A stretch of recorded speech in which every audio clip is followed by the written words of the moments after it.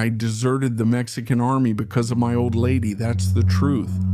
I was in the 9th Regiment of Motorized Cavalry, and what I'm about to tell you is from the little I experienced when I was in Valladolid, Yucatan.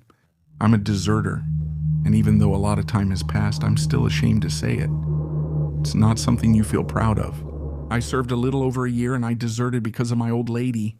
Just like it sounds, and not because she's a bad person, but because of the constant distrust. It was always the same. She'd say, now that they're sending you to the operations base or deploying you, you'll be with another woman, right?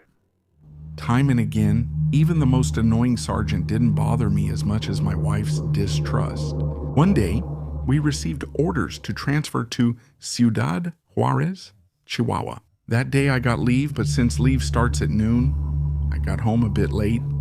My hometown is 3 hours from Valladolid, so I was feeling pretty down the whole way. When I arrived, the first thing I did was hug my daughter, who was still a baby at that time. This was around the time when the army was still old school. Nothing happened with my wife that day, even though I got home at night. The problem started the next day when I told my wife we were moving to Juarez. That's when things got heated for me. My folks were upset when they found out, but I couldn't change it.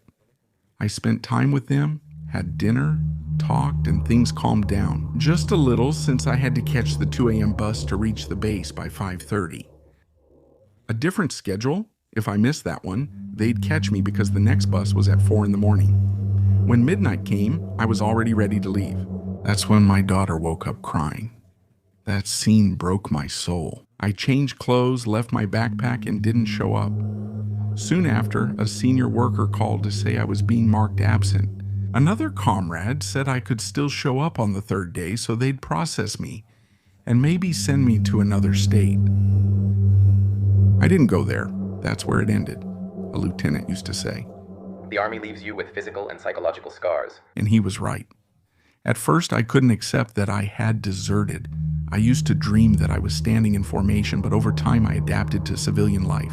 I was left with injuries in my left knee and my back from the training at the CAR. To this day, I remember my first Christmas and my first New Year's in the Army, my first vacation. There were good things too. The day before I left, a corporal who was a really great guy saw me taking my civilian clothes out of the locker.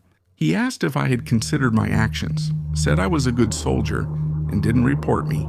I gave him nearly new sneakers and a watch. He thanked me, patted my shoulder, and wished me luck. I regretted it at first, but now I believe God has a reason for everything. This is how I deserted from the Mexican army.